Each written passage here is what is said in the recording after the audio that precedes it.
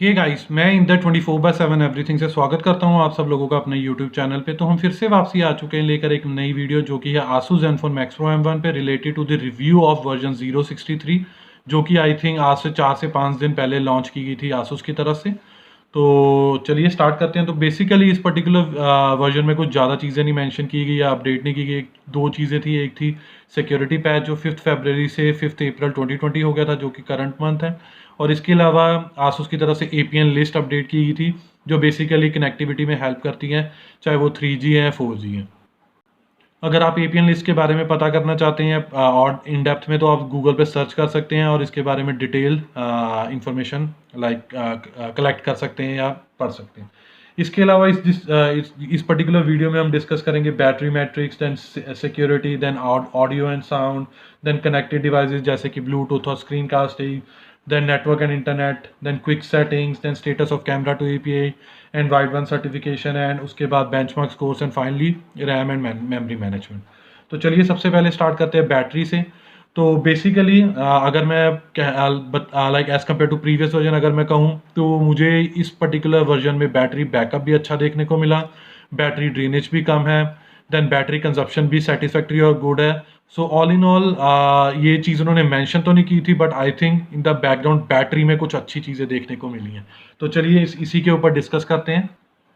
सबसे पहले नॉर्मल और लाइट यूसेस की तरफ से, अगर आप ऐसे यूज़र हैं जो सिर्फ सिंपल एक वेब ब्राउजिंग के लिए फ़ोन यूज़ करते हैं, social networking sites like Facebook, Twitter, Instagram और कोई भी अलग प्लेटफॉर्म जो कि सोशल नेटवर्किंग को सपोर्ट करता है, या कोई वीडियो एंड ऑडियो प्लेबैक या बहुत माइनर सी गेमिंग के लिए, तो मैं बताना चाहूँगा कि इस पर्टिकुलर कंडीशन में आपकी जो बैटरी कंजप्शन है वो रियली वेरी गुड है और सेटिस्फैक्ट्री है, और इसमें कोई भी अननेसेसरी और अनवांटेड बैटरी कंजप्शन और ड्रेनेज आपको देखने को नहीं मिलेगा।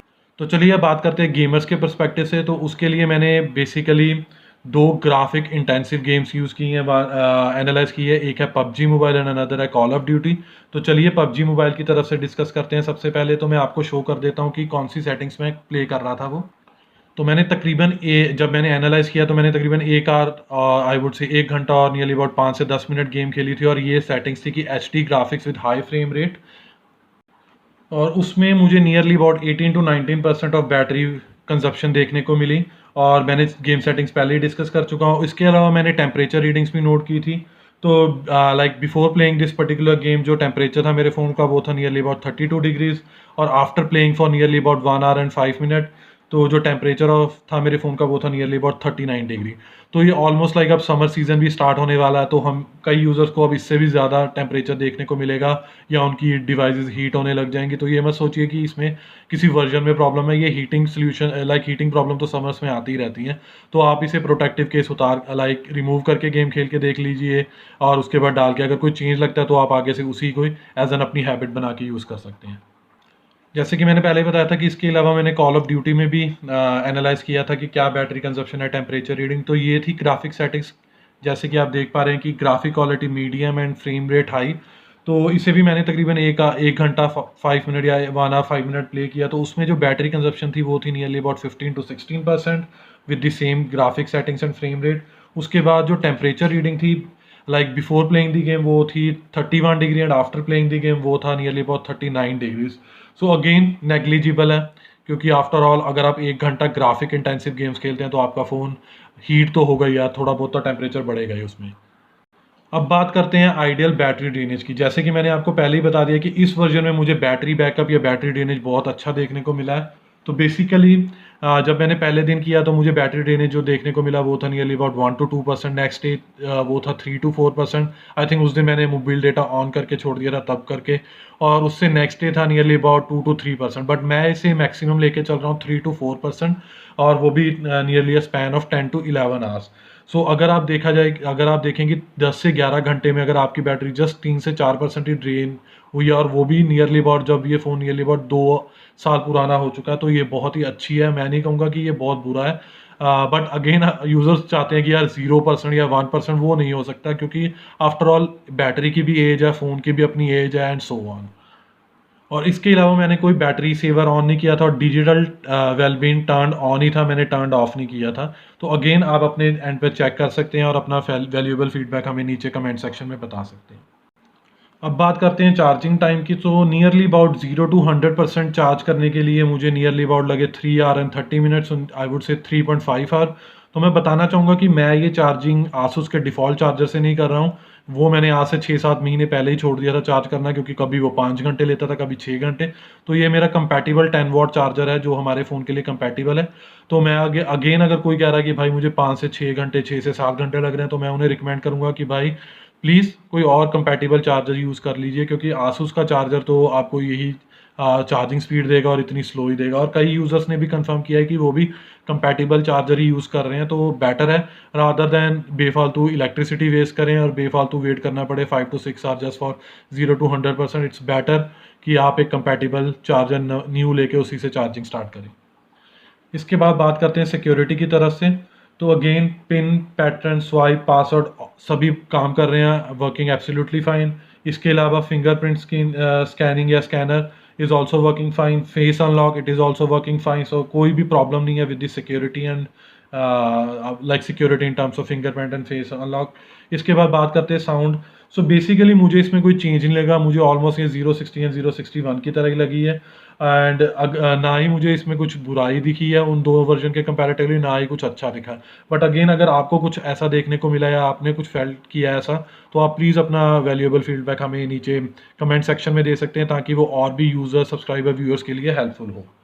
इसके बाद बात करते हैं कनेक्टेड डिवाइसेस की। तो बेसिकली इसमें दो ही चीज़ें डिस्कस करेंगे, एक है ब्लूटूथ एंड अनदर है स्क्रीन कास्टिंग। तो screen casting is working absolutely fine, बड़े आराम से कनेक्ट हो रहा है कंप्यूटर से या लैपटॉप से, और बहुत ही आराम से शेयरिंग भी हो रही है, कोई ग्लिच नहीं, कोई बग नहीं, कोई कुछ नहीं। इसके अलावा ब्लूटूथ वो भी एब्सोल्युटली वर्किंग फाइन कर रहा है, चाहे वो फाइल ट्रांसफ़र के लिए हो या ब्लूटूथ ऑडियो डिवाइसेस के साथ कनेक्टिविटी से हो। अब बात करते हैं नेटवर्क एंड इंटरनेट की पॉइंट ऑफ व्यू से। तो बेसिकली ड्यूल वॉल्ट ही अवेलेबल है, जो आई थिंक कितनी पिछली वर्जन से है, सो उसमें कोई प्रॉब्लम नहीं है स्टिल नाउ। और वाईफाई कॉलिंग अवेलेबल है जस्ट फॉर जियो। एयरटेल की तरफ से मुझे मिली नहीं है या मेरे एंड पे चल नहीं रही। अगर किसी और के एंड पे चल रही है तो प्लीज़ अपना फीडबैक नीचे दे दीजिए, ताकि उन यूज़र्स के लिए बेनिफिशियल हो।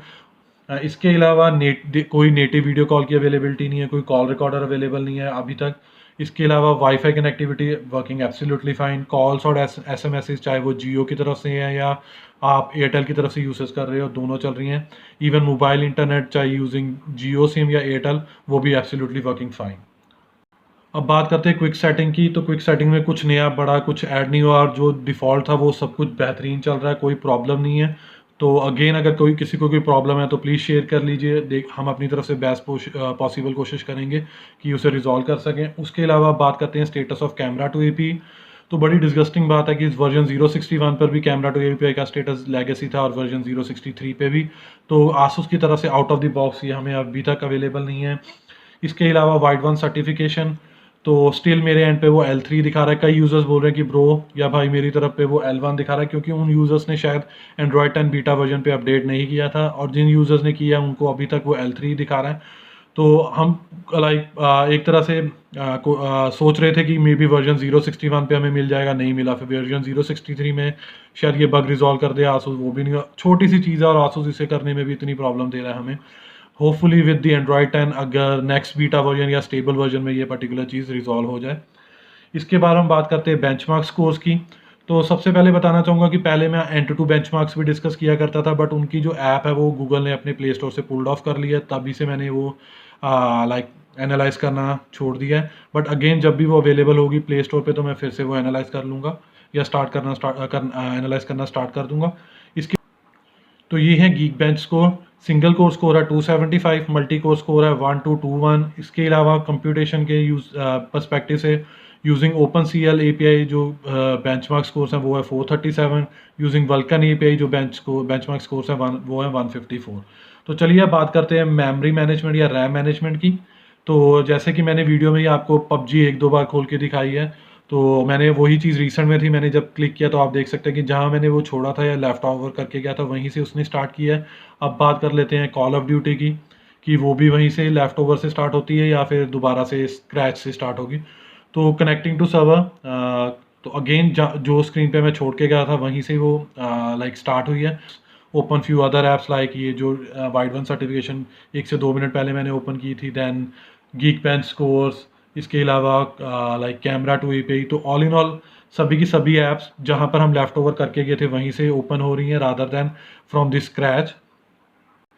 तो यही सब कुछ था मेरी तरफ से इन terms of review of version 063। अगर मैं कुछ भूल गया हूँ तो do let me know in the comment section below and I will try my level best कि मैं उसे अपनी तरफ से लाइक उसका फीडबैक आपको अपनी तरफ से प्रोवाइड कर सकूँ, और साथ ही के साथ वो चीज़ और भी यूज़र्स, व्यूअर्स और सब्सक्राइबर के लिए भी बेनिफिशियल होगी। So hopefully you like this video. If you really like this video, kindly share this with your friends and family. And apart from this, please subscribe to our channel because this will surely motivate us and boost us to create more videos like this in the coming future. Finally, it's the time to sign off now. Bye for now. Thanks.